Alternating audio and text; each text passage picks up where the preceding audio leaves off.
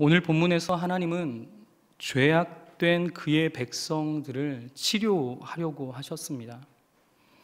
여기서 우리는 하나님의 자비하심, 사랑을 엿볼 수 있습니다. 그런데 하나님의 이와 같은 자비하심에도 불구하고 치료를 불가능하게 만든 것은 이스라엘이었어요. 예를 들어 의사는 환자를 치료하려고 준비가 되어 있었지만 환자는 의사의 치료를 받으려는 준비가 되어 있지 못했다는 것입니다. 다시 말해 하나님은 이스라엘을 치료하려고 하셨지만 이스라엘이 하나님의 치료의 손을 거부한 것이죠. 오히려 다른 돌팔이 의사에게 그들의 치료를 맡기려고 했습니다. 따라서 우리는 오늘 본문을 통해 하나님의 치료를 거부하는 이스라엘에 대해 하나님은 어떠한 마음이셨는지, 또한 하나님께서 이스라엘이 어떠한 자세를 갖기를 원하시는지를 살펴보고 우리 역시 하나님의 치료를 경험하기 위해서 어떠한 삶을 추구해야 하는지를 함께 살펴보고자 합니다. 먼저 하나님은 치료를 거부하는 이스라엘에 대해 한계를 느끼셨습니다. 무엇을 느끼셨다고요? 한계를 느끼셨어요. 그렇다고 하나님께서 한계가 있으신 분은 아니십니다. 전능하지 못하다는 말이 아닙니다. 1절에서의 문장은 이스라엘에 대해 한계를 느끼신다는 것입니다. 어떤 한계를 말이죠? 하나님이 이스라엘을 치료하기로 어려운 결단을 내리셨는데 용서를 고민하는 동안 하나님이 다시 돌아보니 이스라엘은 또 다른 죄를 짓고 있었다라는 것입니다. 하나님의 사랑으로 용서하려고 하는데 새로운 죄를 끊임없이 연속으로 지었다는 것이죠. 그래서 치료하는 데 한계를 느끼셨다라는 것입니다. 그렇다면 하나님으로 하여금 한계를 느끼도록 이스라엘이 끊임없이 연속적으로 지은 죄의 병명은 무엇입니까? 오늘 본문 1절 다시 한번 같이 읽어보겠습니다. 1절입니다. 같이 읽겠습니다. 내가 이스라엘을 치료하려 할 때에 에브라임의 죄와 사마리아의 악이 드러나도다. 그들은 거짓을 행하며 안으로 들어가 도적질하고 밖으로 떼지어 도적질하며. 죄의 병명이 무엇이었습니까? 에브라임의 죄와 사마리아의 악이었습니다. 바로 이 죄악은 치유를 불가능하게 만들었던 죄였어요. 그래서 이들의 병명을 진단을 내리면 이들은 어떻게 했다는 것입니까? 거짓을 행했대요. 안으로 들어가서 무엇을 행했다고 말하고 있습니까? 도둑질했대요. 또한 밖으로 나가서 무엇을 했다고 말하고 있습니까? 때를 지어 노략질했던 이들이 바로 하나님의 백성이었던 이스라엘이었다라고 말하고 있습니다. 바로 이 모습은 이스라엘 백성들의 집단적이고 개인적인 온갖 악행들을 말한 것입니다. 이스라엘을 치료하려 하시던 하나님은 이처럼 남을 속이고 기만하는 거짓말로 사기 행각을 벌이는 이들의 죄에 대해서 기억하셨어요. 오늘 2절에 보면 그렇게 나와 있습니다. 내가 모든 악을 기억하셨음을 이렇게 말하고 있습니다. 그리고 이 죄의 행위가 그들을 애워싸고 있음을 아셨습니다. 2절 한번 같이 읽어볼까요? 2절 말씀 같이 읽어보겠습니다. 내가 모든 악을 기억하셨음을 생각하지 아니하거니와 이제 그들의 행위가 그들을 애워싸고 내 얼굴 앞에 있도다. 아멘. 바로 이 죄의 행위가 그들을 애워싸고 있음을 하나님은 아셨던 것이죠. 기억하시고 아셨던 것입니다. 여기서 그 죄가 그들을 애워싸고 있다는 것은 그들의 죄악된 행위가 너무 많고 커서 회개가 불가능하게 될 정도였다라는 것이죠. 이러한 점에서 하나님은 그들을 치료하려고 할 때에 한계를 느끼셨던 것입니다. 바로 이들의 죄의 정도는 또한 어떠했습니까? 하나님을 두려워하지 않았어요. 부끄러움 없이 하나님 앞에서 악행을 일삼았습니다. 온갖 뻔뻔함으로 일관했던 이들이 바로 이들이었습니다. 하나님은 이들에게 분명하게 말씀하셨습니다. 그들의 죄가 하나님 앞에서 드러날 것이라고. 오늘 2절 하반절에 내 얼굴 앞에 있도다 라고 말씀하십니다. 하나님은 내 얼굴 앞에서 이스라엘이 저지른 죄악들을 결코 숨길 수 없다고 말씀하셨습니다. 이처럼 이스라엘 죄악이 극에 달해 있음에도 불구하고 그들의 심각한 죄의 문제에 대해 깨닫지 못했습니다. 그러다 보니 이스라엘은 심판할 수 있다는 사실을 두려워하지조차도 않았다라는 것입니다. 여러분, 우리가 여기서 중요하게 생각할 것은 죄에 대해 어떻게 생각하느냐 하는 것입니다. 죄에 대해 우리가 어떻게 생각하느냐 하는 것입니다. 죄가 잘못인 것인 줄 알고 회개의 필요성을 느낀다면 그래도 소망은 있습니다. 그러나 죄에 대해 별다른 문제의식 없이 당연하게 여긴다면 그런 사람은 영적으로 심각한 상황에 처해 있는 것입니다. 바로 오늘 본문 이스라엘처럼요.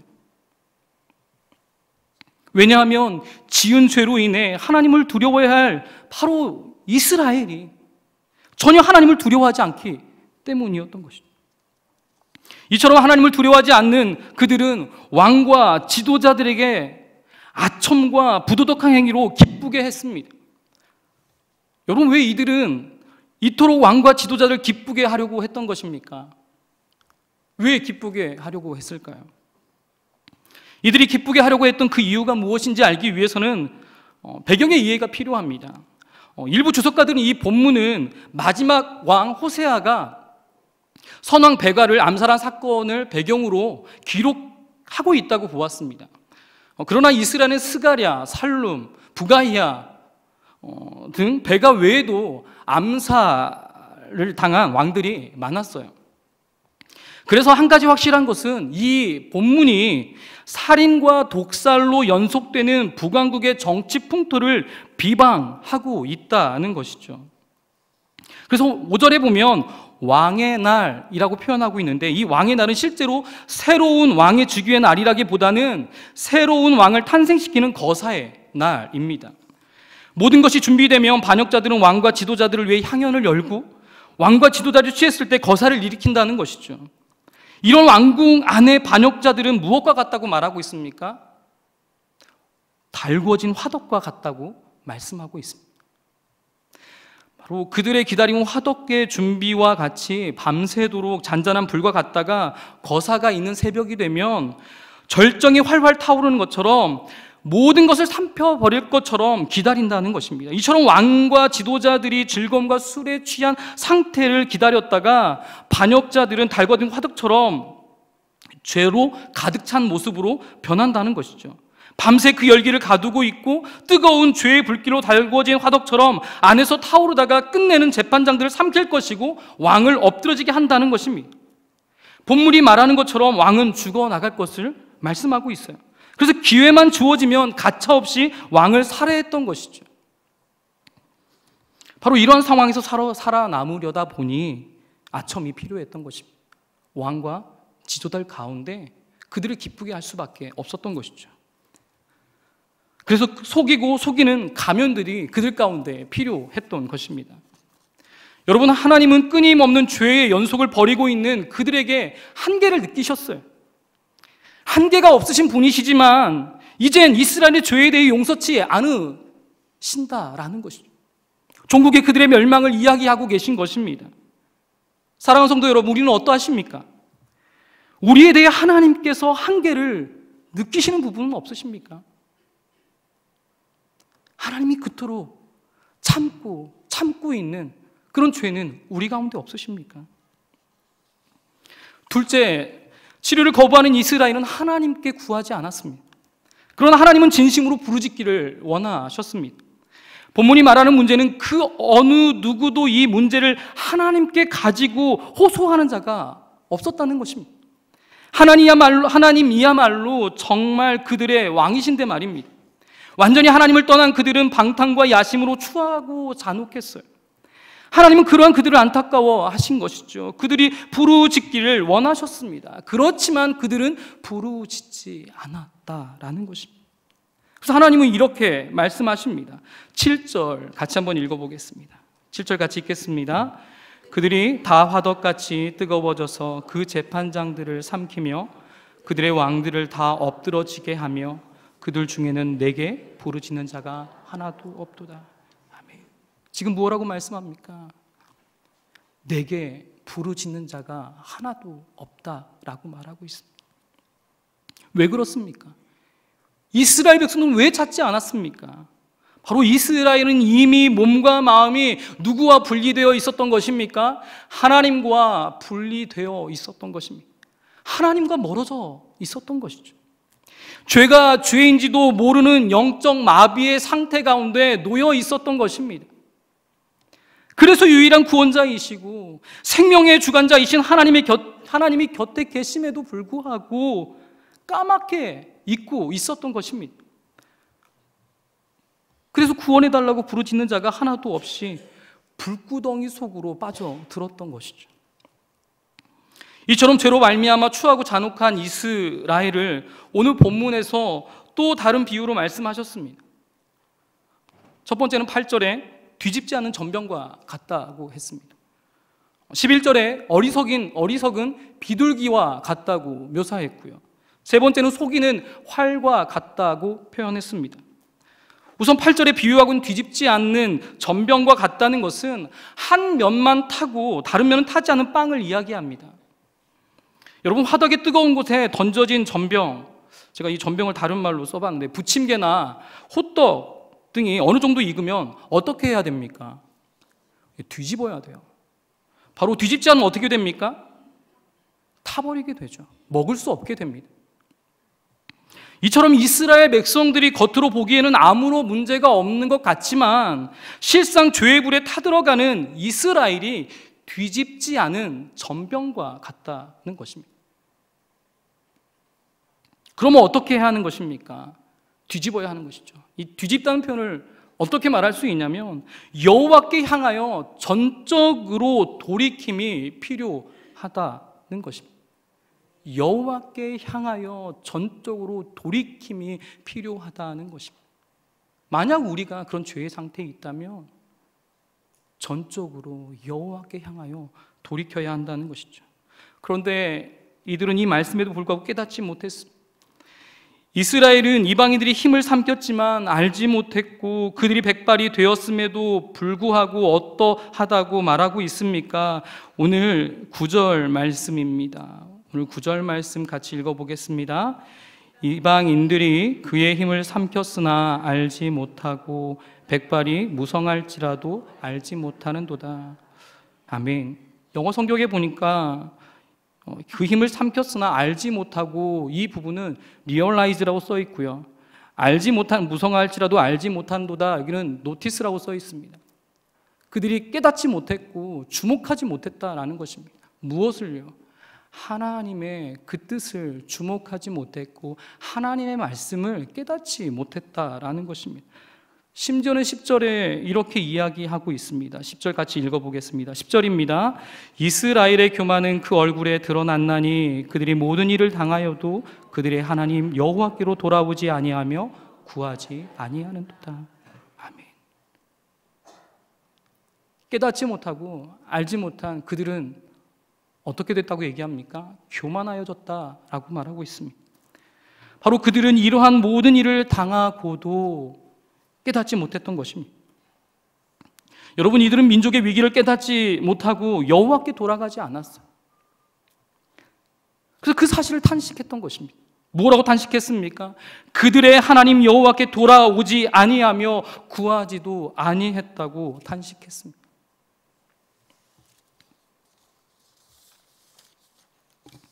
그리고 하나님은 그들의 부르짖음에 대해 신뢰하지도 않으셨습니다.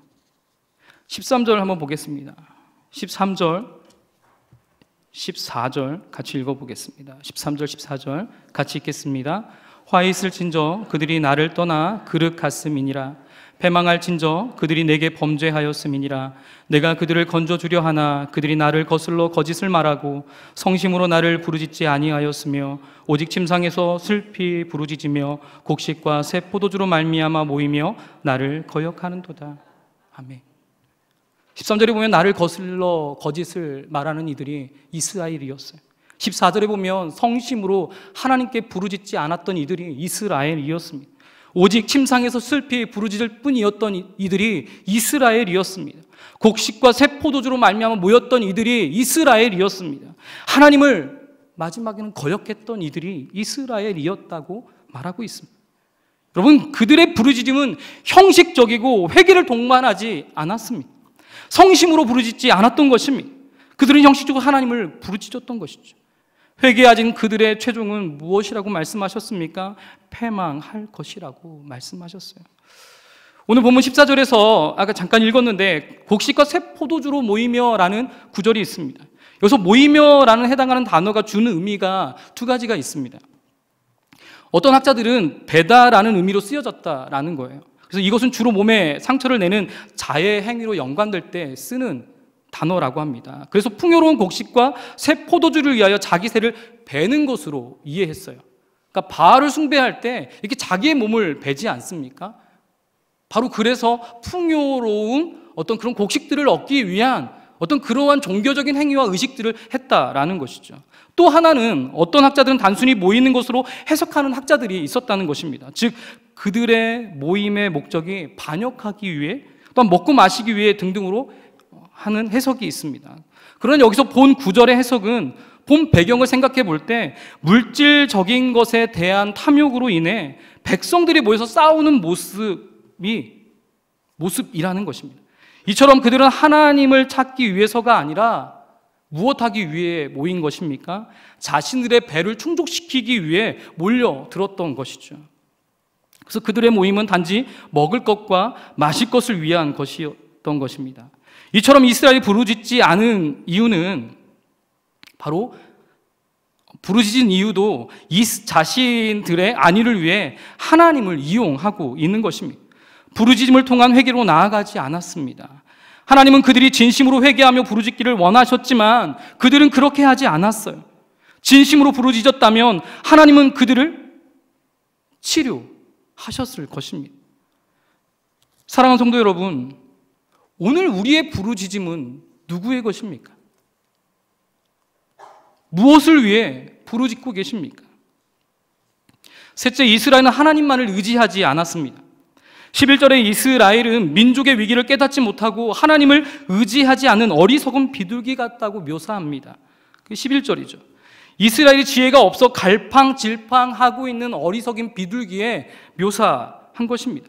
이 비유는 어리석인 비둘기가 사냥꾼이 그물을 쳐놓은 것을 보지 못하거나 의심하지 않고 그 안으로 곧장 날아드는 것을 의미해요. 즉 이스라엘이 힘이 있는 쪽을 선택하면 민족의 구원이 이루어지리라는 착각을 하며 누구를 선택하려고 하는 것입니까? 애굽과 아수르를 선택하려고 하는 것이죠. 그 사이에서 갈팡질팡하는 것입니다. 이런 그들은 하나님의 그물에 갇히게 된다는 것이죠. 왜냐하면 어느 쪽을 택하든지 하나님을 의지하지 않고 열방을 의지한다면 이미 하나님께서 준비하신 그 그물에 갇히게 될 것이기 때문이죠. 하나님은 그의 사랑하는 백성들이 자신에게로 돌아오도록 만드는 징계였던 것입니다. 그리고 하나님은 15절에서 보면 그들의 팔을 연습시켜 힘있게 만들었다고 하십니다. 하나님은 이스라엘 패를 강하게 하셨어요. 여기서 하나님은 어떠한 분이십니까? 역사적으로 볼 때 하나님께서는 항상 그들을 구원하셨습니다. 출애굽하게 하셨고 광야에서 인도하셨고 또한 가나안으로 인도하셨습니다. 하나님은 가나안 땅에서 모든 전쟁에서 승리하게 하셨어요. 그렇다면 이스라엘이 국가적 위기와 고통을 극복하려면 하나님의 치료를 경험하려면 어떻게 해야 하는 것이겠습니까? 회복할 수 있는 능력을 주시는 하나님을 의지하는 것입니다. 따라서 우리의 삶도 마찬가지입니다. 우리가 온전해지고 강건하며 회복하려면 하나님만을 의지하는 것입니다. 다른 어떤 것을 의지하는 데 있지 않습니다. 그런데 이스라엘 백성들은 어떻다는 것이죠? 속이는 활이라는 것이죠. 16절에 보면 속이는 활이라고 묘사하고 있습니다. 바로 이스라엘 백성들은 돌아올 것을 향해 적중하지 못하고 하나님께로 나오지 못하고 다른 표적지로 향해 애굽과 아수르를 향해 나아가는 활과 같다는 것이었죠. 그래서 높은 자에게 오지 않았다는 것입니다. 이 높은 자는 누구입니까? 하나님께로 나오지 않았다라는 것입니다. 결국 이들에게 주어진 것은 칼에 엎드러지고 아수르의 조롱거리가 될 뿐이라고 하나님은 경고하셨던 것입니다. 여러분, 하나님을 의지했다면 이스라엘은 어처구니 없이 심판을 당하지 않았을 것입니다. 그래서 그들에게 하나님은 자신만을 의지하길 원하셨던 것이죠. 오늘 말씀을 상고해 보면서 우리가 느끼는 것은 무엇입니까? 하나님께서 크신 사랑과 은혜로 이스라엘 백성들을 치료하고 회복하려고 노력하셨습니다. 그런데 그들은 죄의 나락에 빠져 술에 취한 상태에 있었고 오만한 저들과 더불어 악수를 하고 있는 상태 가운데 있었습니다. 더욱이 제사장들과 왕까지 엎드러지게 하는 그러한 무질서 속에서도 하나님을 찾는 자가 하나도 없었고, 오히려 달궈진 화덕처럼 죄악의 불길이 더 많은 악으로 세상을 삼키고자 하는 맹렬히 불타오르고 있음을 보여주고 있습니다. 바로 이들의 죄는 멈추지 않았던 것이죠. 그 가운데서 여전히 깨닫지 못했다라는 것입니다. 사랑하는 성도 여러분, 오늘도 하나님께서는 내 모든 죄를 기억하고 계십니다. 내 모든 죄를 기억하고 계세요. 그리고 내가 회개의 자리에 나오길 원하십니다. 그리고 기다리십니다. 이제 하나님과 영적 단절 상태가 되지 않도록 우리는 늘 주님과 가까이 하는 훈련을 해야 합니다. 그래서 우리는 하나님께 시선을 향하고 내 죄를 깨끗하게 하시며 회복시키시는 사랑의 주님을 기억하시는 저와 여러분이 되시기를 바랍니다. 그리고 내가 있어야 할 자리를 지키며 오직 하나님만을 부르짖는 자가 되도록 연습하는 자들이 되시기를 소망합니다. 그렇다면 우리는 하나님께 우리를 치료하려고 하실 때 어떻게 해야 합니까? 먼저 하나님께 가까이 해야 합니다. 하나님을 가까이 해야 합니다. 야고보서 4장 8절 말씀에 보면 하나님을 가까이 하라, 그리하면 너희를 가까이 하시리라. 죄인들아 손을 깨끗이 하라. 두 마음을 품은 자들아 마음을 성결하게 하라 라고 말씀하십니다. 우리는 절대로 세상과 가까이 해서는 안 됩니다. 오직 하나님만을 가까이 하는 자들이 되셔야 합니다. 그래야 손을 깨끗이 할 수 있습니다. 마음을 성결하게 할 수 있습니다. 이것이 하나님만을 가까이 하는 자의 능력이 되는 것입니다. 죄와 멀어질 수 있는 유일한 우리의 삶의 능력이 되는 것입니다. 시편 기자는 73편 28절에서 이렇게 말합니다. 하나님을 가까이 함이 내게 뭐라고 말씀합니까? 복이라 라고 말씀해요. 칼빈은 이 말씀을 가지고 이렇게 이야기했습니다. 하나님만이 우리를 유복하게 하실 수 있는 능력을 가지고 계시며 또한 하나님만이 행복의 근원이시다라고 말했습니다.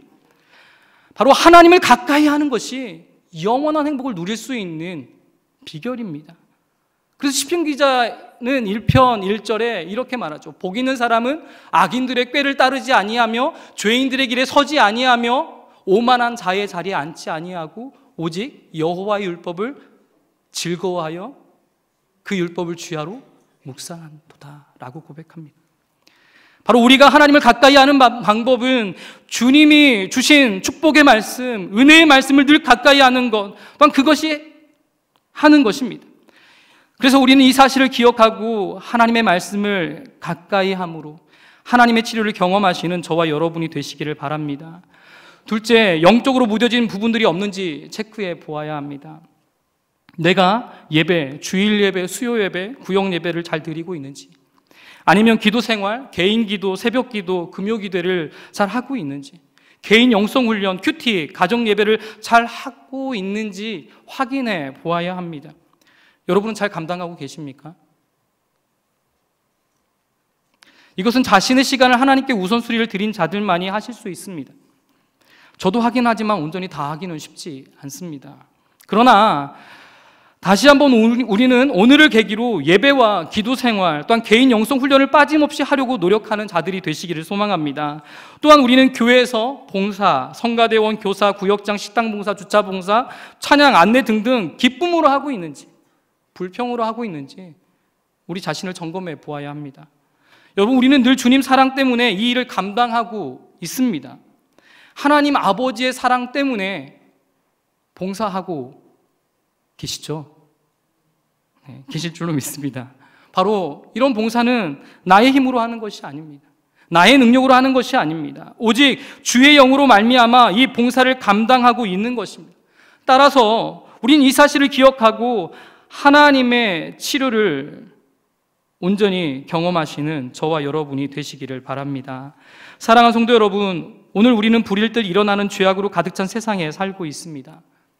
이제 우리의 믿음을 지키고 살아가며 하나님께서 치료하려고 하실 때 하나님을 가까이 하며 늘 영적으로 나 자신이 무뎌지진 않았는지 살피시는 저와 여러분 되시기를 주님의 이름으로 축원합니다.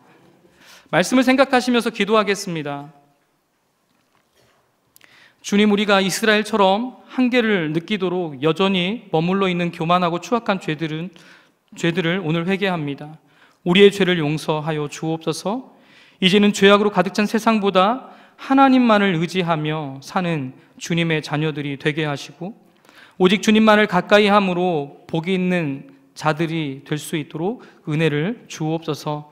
그리고 늘 영적으로 무뎌지지 않게 주님 앞에 서는 자들이 되게 하옵소서. 위해서 기도하겠습니다. 그리고 우리 수원 영광교회를 위해 기도하겠습니다. 복음으로 가르치고 복음으로 전파하며 복음으로 치료하는 교회로서 복음으로 세상을 변혁하는 제자들의 공동체로 우뚝 설 수 있도록 위해서 기도해 주시고 우리 담임 목사님을 위해 기도하겠습니다. 영육간에 강건하게 하시고 주님의 심정으로 목양사역 감당할 때 풍성한 열매 주시고 하나님의 말씀 준비하실 때 영감의 갑절과 선포하실 때 영역을 7배나 더해 주셔서 온 성도가 깨닫고 변화되어져 그리스도의 온전한 제자들로 세워지는 역사가 일어나도록 위해서 기도해 주시기 바랍니다. 그리고 성도님들 각 가정들을 위해 기도하겠습니다. 모든 범사에 감사의 고백들이 되게 하시는 은혜들이 날마다 경험될 수 있도록 위해서 기도하시고 선교사님들의 사역과 가정 위에 하나님의 함께 하심과 성령의 기름 부어주시는 역사들이 경험될 수 있도록 위해서 기도해 주시고 우리 자녀들이 다른 세대가 아닌 다음 세대가 되어 이 땅에 예수 그리스도 한 분만을 위해 살아갈 수 있고 하나님의 비전을 향해 나아가는 귀한 자녀들이 될 수 있도록 위해서 기도하겠습니다. 특별히 우리 고3 수능시험을 준비하는 우리 자녀들을 위해 기도하겠습니다. 저들의 앞길을 주님께서 인도해달라고 우리 함께 합심하여 기도하겠습니다. 또한 마지막으로 환우들을 위해 기도하겠습니다. 믿음의 기도로 역사하는 하나님의 은혜를 경험하는 일이 나타날 수 있도록 위해서 기도하겠습니다. 우리 함께 말씀에 비춰진 나 자신을 위해서 또한 여러 가지 기도 제목으로 우리 주여 한번 부르짖고 통성으로 기도하시겠습니다. 주여